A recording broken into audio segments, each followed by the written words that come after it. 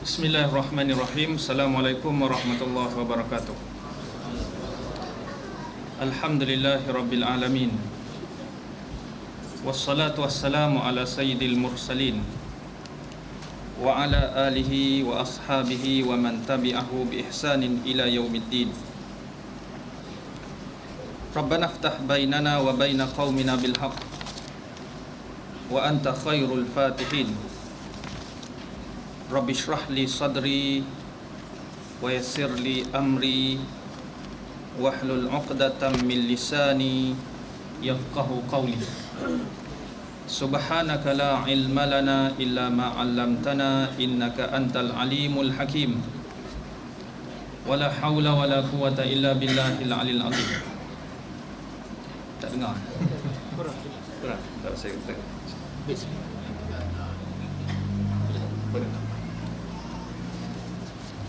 Terima kasih kepada pengacara majlis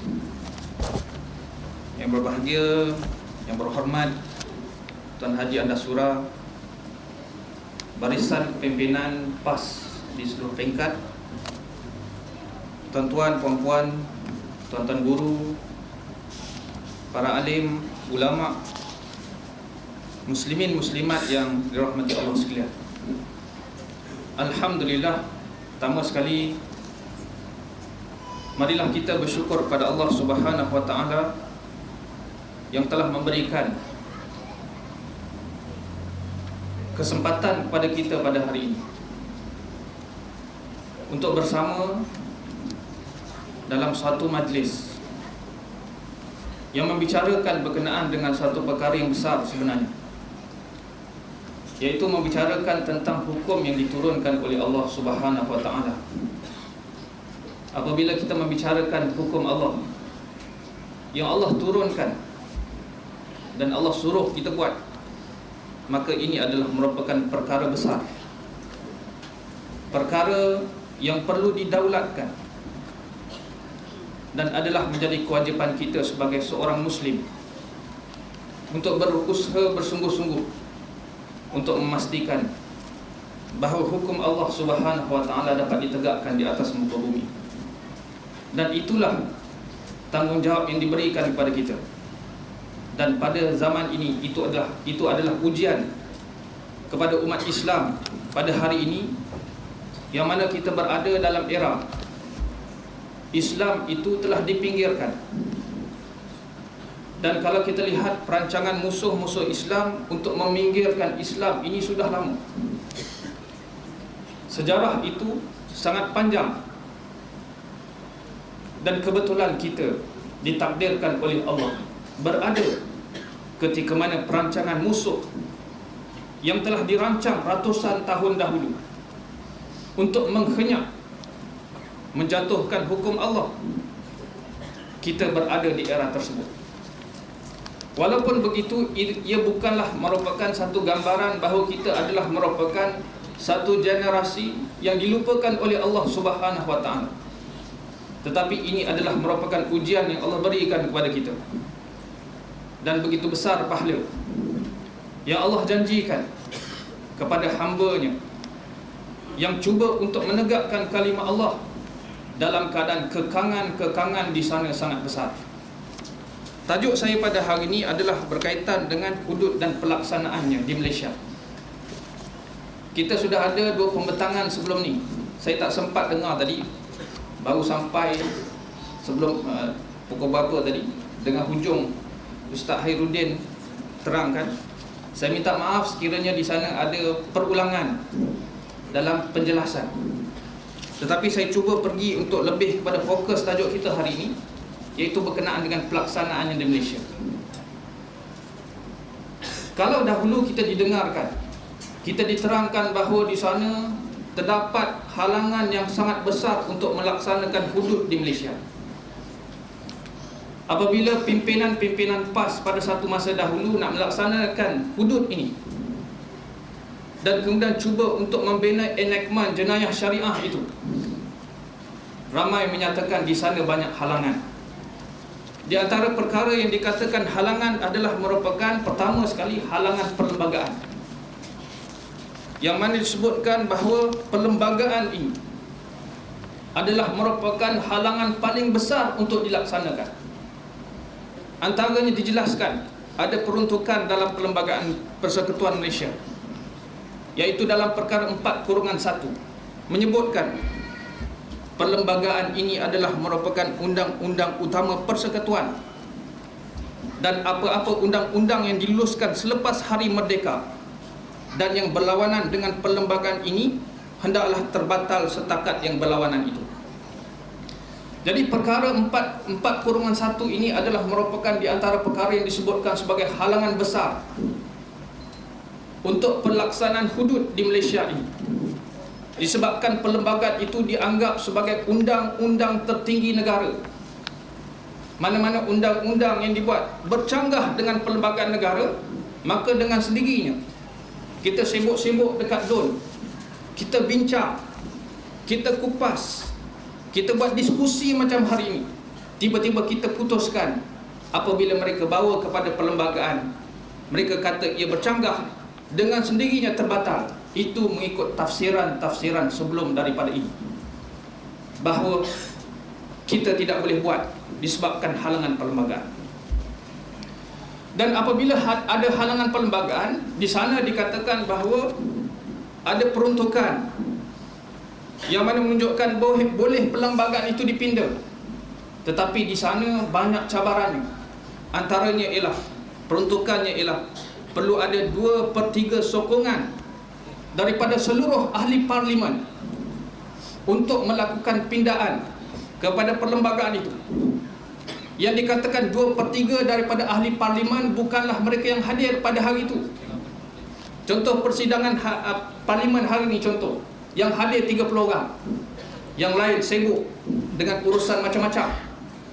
Bukan 2/3 daripada 30 yang hadir pada hari itu, tetapi 2/3 daripada seluruh quorum ahli parlimen Malaysia, iaitu kalau sekarang ini lebih kurang 222 2/3 daripada 222 orang ahli parlimen itu perlu menyokong pelaksanaan hudud ataupun menyokong untuk pindaan kepada 4/1 itu, maka barulah hudud ini boleh dilaksanakan. Jadi inilah yang digembar-gemborkan kepada kita selama ini.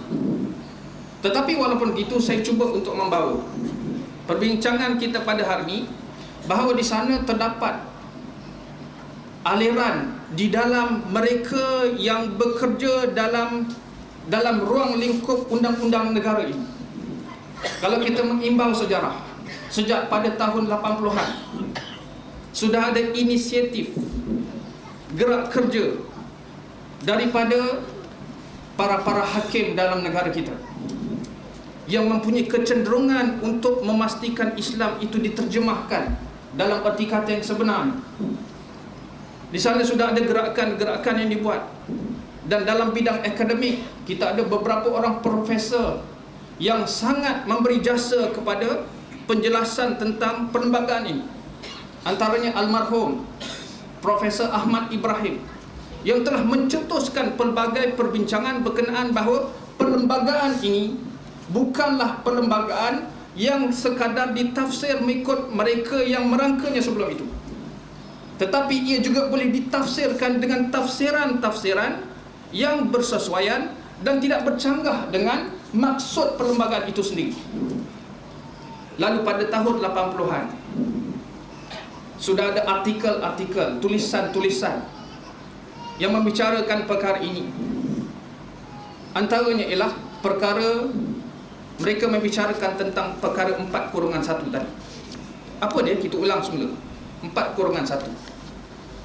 Perkara 4/1 ini dia berbunyi, perlembagaan ini adalah undang-undang utama persekutuan, dan apa-apa undang yang diluluskan selepas Hari Merdeka dan yang berlawanan dengan perlembagaan ini hendaklah terbatal dengan setakat yang berlawanan ini. Para hakim ini dan beberapa orang sarjana dalam bidang perundangan Islam di Malaysia ini telah mengupas perkara ini dengan menyatakan bahawa, dia kata bahawa apa-apa undang yang dibuat selepas Hari Merdeka ataupun digubal apabila ditafsirkan mengikut tafsiran Islam yang sebenarnya, kita akan melihat bahawa undang-undang Islam, hudud ini bukanlah suatu perkara yang baru nak digubal. Ia telah diturunkan oleh Allah lebih dahulu daripada Perlembagaan Persekutuan Negara kita 13 kurun yang lalu. Jadi siapa yang lebih dulu, Perlembagaan Persekutuan kah ataupun hudud ini? Maka kalau kita bicarakan secara ilmiah mengikut penjelasan ilmu yang sebenarnya, maka di sana tidak ada masalah untuk pelaksanaan hudud di Malaysia, dan ia tidak bercanggah dengan perlembagaan negara. Kerana apa? Kerana undang-undang Islam itu sudah lama terlebih dahulu wujudnya sebelum daripada wujudnya perlembagaan negara kita. Begitu juga kalau kita mengimbau sejarah negara kita, kita jumpa batu bersurat di Terengganu yang tertulis di situ bukanlah menyatakan tentang ini negeri Terengganu, negeri orang Melayu duduk sini macam tu, bukan itu. Apa yang dibicarakan di situ? Dibicarakan antaranya ialah penjelasan tentang hukuman hudud. Ditulis di atas batu, menjelaskan bahawa hudud ini satu benda yang sudah dilaksanakan sebelum itu, ataupun sekurang-kurangnya orang sudah memahami perkara ini. Dan kalau kita lihat apa yang pernah dilaksanakan di Pahang, baru-baru ni saya ada kolokium yang dijalankan di Muzium Pahang, panggil ilmuwan-ilmuwan Islam. Salah seorang profesor membicarakan tentang undang-undang Islam di Pahang ini. Kita di Pahang ni pernah melaksanakan undang-undang Islam, antaranya hudud, qisas, ta'zir, lebih kurang 300 tahun dengan aman dan damai sejak kurun ke-17, sehinggalah akhirnya berlakunya Perang Dunia Pertama dan kemudian British datang dan sebagainya. Sebelum daripada itu, hudud adalah merupakan satu perkara biasa. Dia bukan satu perkara yang baru nak digubal hari ini. Dia telah lama tergubal. Dan kalau kita lihat lagi, kalau mereka kata kita tak mau dengar perkara ini, kita kata bahawa di Malaysia ini, kalau kita lihat kepada perlembagaan negeri-negeri di Malaysia sebelum adanya Malayan Union, rata-rata negeri-negeri di Tanah Melayu, semenanjung Tanah Melayu ini, antaranya kita kata negeri Terengganu, menyatakan bahawa agama negara bagi negeri ini adalah bagi negeri ini adalah Islam. Begitu juga negeri Johor, Perlembagaan Negeri Johor disebutkan yang dibuat pada tahun 1855, tak silap saya, disebutkan bahawa undang-undang negara ini adalah merupakan undang-undang Islam, dan kemudian dikupas Islam itu dalam erti kata yang sangat luas. Jadi di sinilah para cendekiawan Islam menyatakan bahawa perkara 4/1 ini bukanlah penghalang untuk pelaksanaan hudud di Malaysia. Dan kemudian ia diperkuatkan lagi dengan perkara apa lagi? Dalam perlembagaan sendiri, kita main apa yang ada dalam perlembagaan kita. Antaranya ialah perkara 3/1 dalam perlembagaan negara kita. Islam adalah agama bagi persekutuan, tetapi agama-agama lain boleh diamalkan dengan aman dan damai di mana-mana bahagian persekutuan. Ini adalah merupakan satu perkara yang dirancang untuk, kalau kita baca, dia ada tafsir dia. Perlembagaan negara kita dia ada tafsir, dia ada kertas putih di sebalik perlembagaan negara ini. Lord Reid dia buat kertas kerja mengupas tentang apa dia agama persekutuan. Islam ni agama persekutuan. Dia kata lebih kurang ada dalam kertas kerja, saya tak ingat dia punya ayat betul, tapi dia kata peruntukan ini Islam sebagai agama persekutuan Malaysia, Tanah Melayu ini, dia tidaklah menafikan bahawa negara ini adalah merupakan negara sekular. Itu dalam kupasan dia. Tetapi itu adalah kupasan dia. Dan dalam pentafsiran perlembagaan, kita tidak terikat dengan kertas putih tersebut. Dan kemudian perlembagaan ini juga adalah merupakan satu yang dicipta oleh manusia dan terdedah kepada perubahan dan juga kelemahan, dan kita boleh memanipulasinya.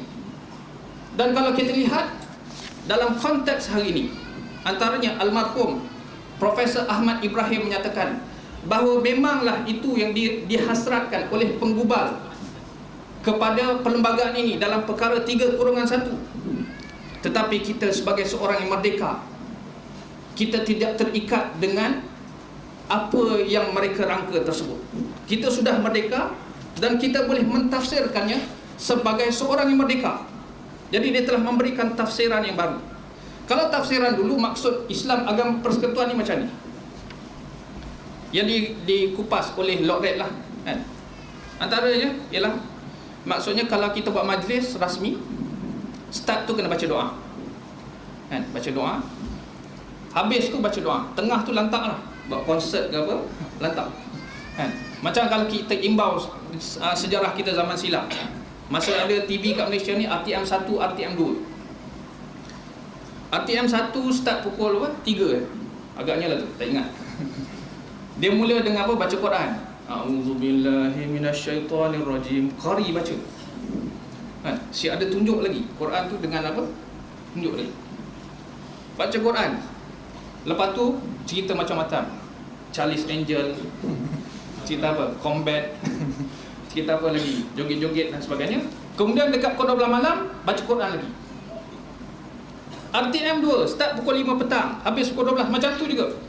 Start baca Quran dulu, habisnya baca Quran, tengah-tengah tu macam lantak lah kan? Jadi ini adalah merupakan apa? Tafsiran berkenaan dengan perkara 3/1 pada zaman dulu. Tetapi 3/1 ini pada hari ini kita boleh tafsirkan dengan tafsiran kita sebagai seorang yang merdeka. Islam sebagai agama persekutuan, kita kena melihat Islam itu mengikut kacamata ilmiah yang sebenarnya dan bukan mengikut kacamata barat. Walaupun itulah hasrat mereka. Barat melihat agama ini adalah merupakan milik individu, tetapi Islam membicarakan agama ini adalah merupakan fahuwa daulatun wawatunun hukumatun dan sebagainya, seperti mana yang disebutkan oleh siapa tu? Hasan Al-Banna. Jadi kita akan melihat dalam konteks yang lebih luas. Dan perkara inilah yang telah berlaku dalam, kalau kita lihat dalam sejarah negara kita pada tahun ada disebut sini, tak ingat dah. Okey, tahun 1999. Pada tahun 1999, pentafsiran tentang agama ini telah diperluaskan, antaranya melalui satu kes yang berlaku di Negeri Sembilan. Dalam kes itu berlaku iaitu seorang kanak-kanak pergi sekolah. Tiba-tiba guru besar dia tangkap dia dan buang dia. Sebab apa? Dia pergi sekolah pakai serban. Jadi guru besar dia kata ini bercanggah dengan undang-undang. Pergi sekolah tak boleh pakai serban. Jadi bapa kepada budak ni pergi ke Mahkamah Tinggi di Negeri Sembilan, bawa kes ni, bicarakan, dan hakim pada ketika itu telah memenangkan budak ini. Dengan kemudian mengulas, di antara ulasan dia ialah berkenaan dengan perkara apa ni, tentang Islam itu perlu dilihat dengan luas. Dan kemudian satu lagi perkara, iaitu perkara disebut tentang perkara 11/1, tak silap saya. Hari ni pening sikit, tak berapa tak ingat.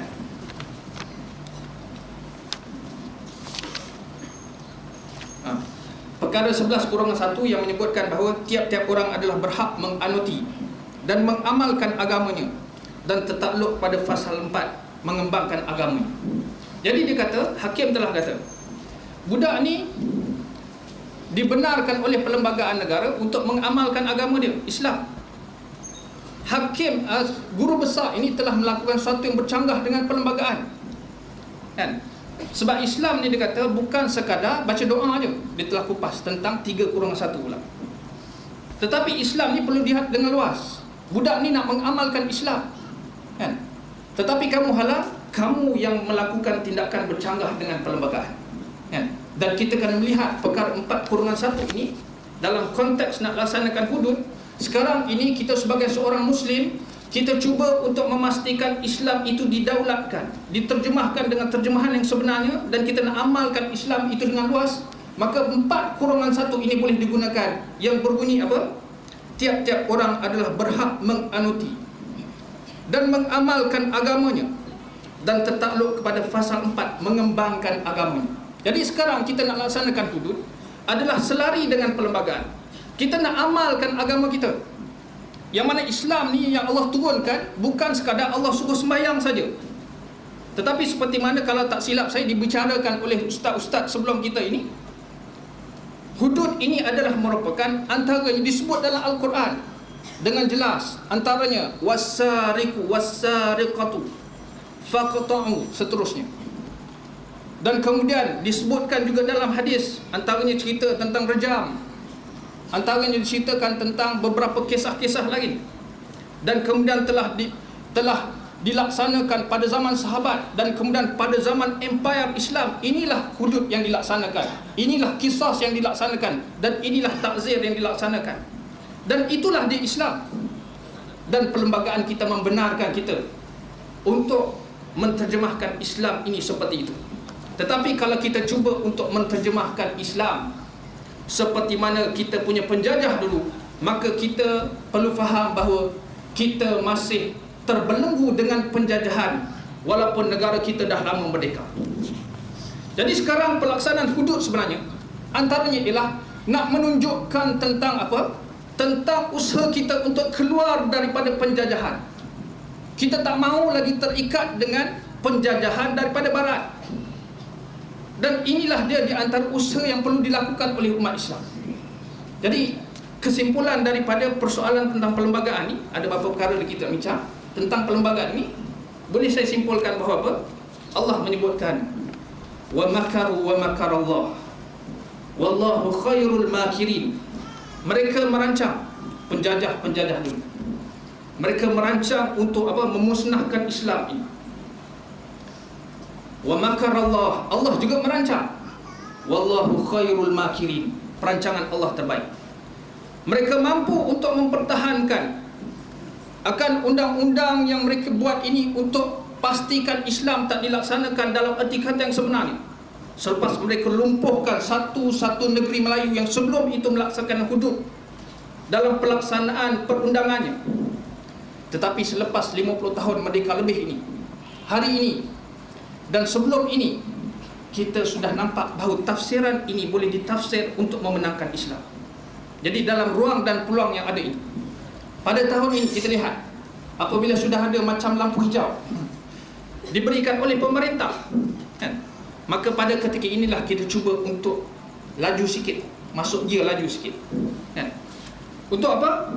Bukan untuk kepentingan peribadi, bukan untuk kepentingan individu-individu tertentu, tetapi ini adalah merupakan tanggungjawab atas setiap individu Muslim yang diarahkan oleh Allah Subhanahu Wa Taala. Itu perkara yang pertama, poin pertama.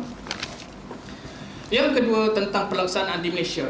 Di sana sebenarnya kita lihat ruang-ruang terlalu banyak yang boleh kita masuk untuk laksanakan hudud ini di Malaysia. Tadi kita kata perlembagaan settle, tidak ada halangan. Walaupun di sana perlu pindaan juga, kan? Iaitu pindaan, bukan pindaan perlembagaan tetapi pindaan akta. Antaranya apa? Di antara perkara yang susah sikit kita nak buat hudud ni sebab Mahkamah Syariah dia termasuk dalam perkara 9, kan? Senarai negeri. Kita dibagi di sana dalam perlembagaan kita ada senarai negeri, senarai negeri, senarai persekutuan, senarai bersama. Mahkamah Syariah, undang-undang syariah ni bawah negeri seperti mana disebut tadi. Dan kemudian telah dihakkan dengan apa? Akta Bidang Kuasa Mahkamah Syariah tahun 1965, pindaan 1984, yang telah memberikan ruang yang sangat sedikit kepada undang-undang Islam. Antaranya apa? Dipanggil sebagai Undang-Undang 356, iaitu Mahkamah Syariah cuma ada kuasa dalam apa? Mengenakan hukuman denda sebanyak RM3,000. Kemudian penjara, silap, apa tadi? Betul kan? 5 tahun penjara kan? 3 tahun penjara, RM5,000 denda, dan 6 kali sebatan, tu je. Jadi nak laksanakan hudud, nak sebat orang berzina, kita cuma boleh sebat 6 je. Tak boleh. Lebih, akta tak benarkan, hakim pula kena sebat. Ya? Tak boleh. Jadi ini yang kena pindah. Dan dia bukan perlembagaan. Dan apabila dia bukan perlembagaan, dia adalah akta. Akta ni suatu undang-undang yang dibuat di parlimen. Dia taklah seberat untuk pindah perlembagaan. Jadi ruang tu ada, kan? Dengan major itu mudah kita boleh pindah, kan? Dengan harapan ramai yang menyokong untuk pindaan-pindaan seperti ini, dan ada beberapa pindaan lagi, kan? Jadi itu dia yang mana ruang lingkup itu. Dan ada juga orang memberikan cadangan, kalau sekiranya kita tak mahu bagi, mahkamah syariah tu, kita orang tak nak tukar tu, kan, dalam penal code tu, dalam undang-undang jenayah yang dalam senarai persekutuan itu yang kita naikkan. Tak perlu kata hudud. Orang berzina terus, kalau belum kahwin 100 bat. Undang-undang apa? Undang-undang jenayah kanun keseksaan Malaysia. Kan? Tak payah tukar hudud tak apa, kan? Nama tak penting. Yang penting apa? Pelaksanaan hukuman itu. Orang dah kahwin, rejam, kan? Sekarang ni apa? Ialah maksimum 20 tahun, kan? Sebatan berapa? Adalah sebatan dia tu dan sebagainya. Sebatan pun tidak syar'i. Jadi itu di antara cadangan-cadangan yang diberikan, kan, dalam perbincangan akademik. Kemudian kita sebut tentang ruang yang lain. Di antara ruang yang lain yang ada ialah kita lihat Malaysia ini, kalau nak kata bersedia, dah lama bersedia. Kita kat Malaysia ni sebelum merdeka, kita sudah hantar anak-anak tempatan kita belajar luar negara. Belajar dekat Mekah, orang kata memondok, pergi Mesir. Dan kita lihat itu dia antara hasilnya pejuang-pejuang kemerdekaan, antaranya yang daripada aliran Mesir dahulu. Kemudian ada belajar di Pakistan, ada belajar di India, bertahun-tahun, ada yang puluhan tahun duduk sana jadi tok guru, kan, dan sebagainya. Pakar-pakar dalam bidang syariah dah bersedia lama dah. Kemudian selepas kita merdeka, kita tubuh universiti pula, UKM, Universiti Kebangsaan Malaysia. Di antara asasnya peringkat awal adalah pengajian Islam, fakulti pengajian Islam. Kemudian tak lama lepas tu kita ada UIA, lebih canggih lagi. Kita ada pengajian gabungan antara undang-undang dan syariah. Dan kemudian ada ijazah lanjutan lagi berkenaan dengan ini. Dan kita telah ramai pakar dalam negara kita. Tiba-tiba kalau kita kata kita tak bersedia, ini adalah merupakan satu alasan sebenarnya. Realiti kita sudah bersedia. Dan pelaksana-pelaksana di sana, kan, dalam jabatan kerajaan ni ramai yang nak buat. Sebab apa? Disebabkan negara kita ni jenayah teruk sangat. Dalam kajian saya pada tahun 1987, saya pergi Bukit Aman interview dengan polis-polis kat situ. Saya dapat data ni. Sejak tahun 1987, teori tentang jenayah dalam sebuah negara di Malaysia ini, teori itu tak boleh guna. Rosak dah. Sebab apa? Teori jenayah macam ni. Apabila orang semakin ramai, jenayah naik. Populasi naik 10%, jenayah naiklah 1%. Naik 20%, naiklah ni. Dia akan naik itu. Tapi sejak tahun 87, orang naik tak berapa banyak, jenayah naik tinggi. Naik sikit lagi orang, lagi banyak. Jadi dikatakan sebagai sejak tahun 87, teori sains sosial berkenaan jenayah ni dah tak boleh pakai dah kat Malaysia. Teruk sangat. Dan kita lihat kat sini hari ni, jenayah buang anak, jenayah bunuh dan sebagainya terlalu teruk. Sebab itulah kita katakan mereka yang berada dalam peringkat pelaksana, mereka inginkan alternatif. Mungkin bukan semua, tetapi mereka yang sedar tentang pentingnya negara ini untuk masa depan, maka ramai di antara mereka yang inginkan perubahan, kan? Dan inilah kita kata bahawa apa? Ruang itu sudah ada. Yang keduanya kita lihat dari sudut apa? Mahkamah syariah itu sendiri sudah di-upgrade. Banyak benda-benda yang telah di-upgrade berbanding zaman dulu. Antaranya ialah pindaan perlembagaan dalam perkara 121 pada tahun 88, tak silap saya. Dalam pindaan tersebut telah mengupgradekan undang-undang syariah di Malaysia ni. Antaranya apa? Sekiranya ada seorang ni, dia melakukan kesalahan, dan kesalahan itu ada dalam jenayah syariah, dan kesalahan yang sama ada dalam mahkamah sivil ataupun dalam kanun keseksaan, maka di situ, kalau di Islam pergi mahkamah syariah, mahkamah sivil tak dikacau. Itu ketertinggian mahkamah syariah yang telah dinobatkan oleh Parlimen Malaysia satu masa dahulu, tahun 88, tak silap saya, boleh tengok kata kerja. Jadi ini di antara perkara yang kita lihat usaha-usaha yang dibuat ke arah itu. Cuma hanya dari sudut practicality, praktikalnya kadang-kadang banyak juga yang dibuat tu tak dilaksanakan. Antaranya apa? Perkara 121 ni juga menyebabkan Malaysia terkenal. Kes Anwar, kan? Anwar sepatutnya dia dituduh dengan 5 pertuduhan bawah liwat, kan? Dan sepatutnya kes dia tu dengan ada perkara 121 yang sudah lahir sebelum daripada kes itu disebutkan, sepatutnya untuk menghormati perlembagaan kena tolak mahkamah syariah kes tu. Tapi kes tu bawa juga mahkamah lain, bukan mahkamah syariah. Jadi ini perlanggaran kepada perlembagaan negara, kan? Saya tak nak komen banyak tu, nanti kena saman, kan? Tapi itu yang berlaku. Dan ini banyak tulisan-tulisan ilmiah membicarakan tentang perkara ini, kan, berkaitan dengan persoalan. Dan kemudian kita lihat juga di antara ruang lagi kita lihat dalam undang-undang negara kita. Dah ada macam amaran. Dalam undang-undang negara kita ni, kita adalah merupakan jajahan British dulu. Sebelum tu undang-undang kita undang-undang Islam. British datang dibawa undang-undang barat. Dan undang-undang barat tu dicedok hampir sama untuk sebuah lagi negara Asia yang pernah dijajah, iaitu India. India dijajah dulu, kemudian diturunkan undang-undang dia. Dan kalau kita baca sejarah undang-undang moden zaman sekarang ini, undang-undang bertulis barat hanya lahir pada kurun ke-18. Sebelum tu mereka negara cacar merbak.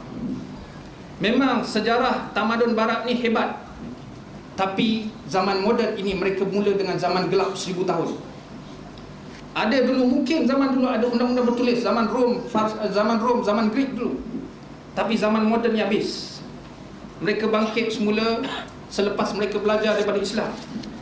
5 minit lagi. Jadi undang-undang yang kita ada ni ialah undang-undang yang baru nak ditulis, kan?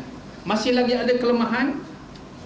Dan kita punya undang-undang ni dekat hampir sama dengan India punya undang-undang yang ditinggalkan oleh penjajah British. Dan dalam satu kajian yang dibuat oleh Abdullah Abu Bakar, dalam kajian dia melihat, dikaji tentang undang-undang prosedur, kanon prosedur, undang-undang prosedur ni dalam undang-undang negara kita, dilihat ada persamaan dengan undang-undang di India, prosedur. Sebab hudud ni bukan hukuman saja, dia ada prosedur tu. Prosedur tu apa? Nak sabitkan kesalahan, persaksian dan sebagainya. Itu perkara yang penting juga, asas untuk memastikan keadilan itu tertegak. Jadi dia kaji kat situ, ada persamaan dengan India. Dan kemudian apabila kaji pula dalam undang-undang prosedur itu tentang prosedur yang ada negara kita ini dan India, dia sangat mirip dengan apa-apa yang telah ditulis dalam kitab-kitab fuqaha Islam yang telah menulis sejak kurun ketiga. Sudah ada buku-buku tentang undang-undang prosedur ini. Dan pada kurun ke berapa? Kurun ketiga Hijrah, kurun ketiga Hijrah tu lebih kurang kurun ke-9 Masihi. Jadi pada kurun sekarang ini, selepas daripada kita sudah laksanakan lebih 1000 tahun, undang-undang itu sudah masak. Barat dia ambil dalam kitab-kitab kita, dia kekalkan undang-undang prosedur itu, sebab itulah keadilannya. Kemudian diubah apa? Hukuman hujung tu. Kalau zina, rejam dan juga sebat, ditukar kepada 20 tahun penjara, denda 10,000, sebatan 20 sebat, ataupun kombinasi mana-mana denda tadi, kan? Kemudian apa? Mencuri, dibuang potong tangan, prosedur ambil, prosedur kita, kan? Kemudian apa? Hukuman diubah, denda bla bla bla, sebab tak ingat, penjara bla bla bla, sebat bla bla bla, dan kemudian apa? Ataupun kombinasi mana-mana ni. Jadi untuk laksanakan hudud ni sebenarnya kita sebenarnya tak berapa nak berat. Pakar ada, dan kemudian kerangka untuk laksanakan hudud itu sudah ada, yang dinamakan sebagai undang-undang prosedur. Jadi saya ingat lebih kurang itu, tak boleh cakap banyak tentang perkara ini. Jadi itulah di antara ruang-ruang pelaksanaan hudud yang kita ada di Malaysia ini, kan? Kita ada perlembagaan menyokong kita, kita ada modal insan yang menyokong kita, dan kemudian kita ada apa lagi? kita ada peruntukan undang-undang, kerangka undang-undang itu sendiri menyokong kita. Dan hari ini kita dengar bahawa sudah ada agak macam lampu hijau di pihak pemerintah. Kita harapkan lampu hijau ni tak padam, kan? Dan sekarang ni sudah ada jawatan kuasa teknikal yang telah ditubuhkan, dan dalam jawatan kuasa teknikal tu, di antara mereka yang terlibat ialah daripada wakil kerajaan negeri Kelantan, dan juga kerajaan pusat, dan juga agensi-agensi kerajaan, antaranya polis ada, dan juga agensi-agensi pelaksana masuk dalam tu. Dan kita harapkan ini adalah merupakan satu langkah yang murni, yang boleh dilaksanakan. Dan baru-baru ni pun saya diberitahu rakan saya dipanggil ke Putrajaya, petang-petang kena panggil 4:30 pagi, masuk majlis tu tengok semua selebriti. Selebriti ni ramai perempuan yang telah berhijrah. Yang lelaki 5 orang je termasuk dia. Yang bentang Jamil Khair. Bentang pun cerita daripada 4:30 sampai pukul 6 lebih, cerita hudud. Kemudian dah hujung tu, selebriti tanya, tuan panggil kita ni kenapa? Sebenarnya saya panggil semua ni supaya tolong saya menerangkan hudud secara positif kepada masyarakat. Saya cerita ni kenapa? Untuk beritahu bahawa kita harapkan bahawa gelombang yang ada ini dapat berkembang dengan baik. Dan kita lihat pada hari ini pun orang dah tak berapa berani nak kutuk hudud. Baru ni ada pelawak kutuk hudud. Dia kata hudud dud.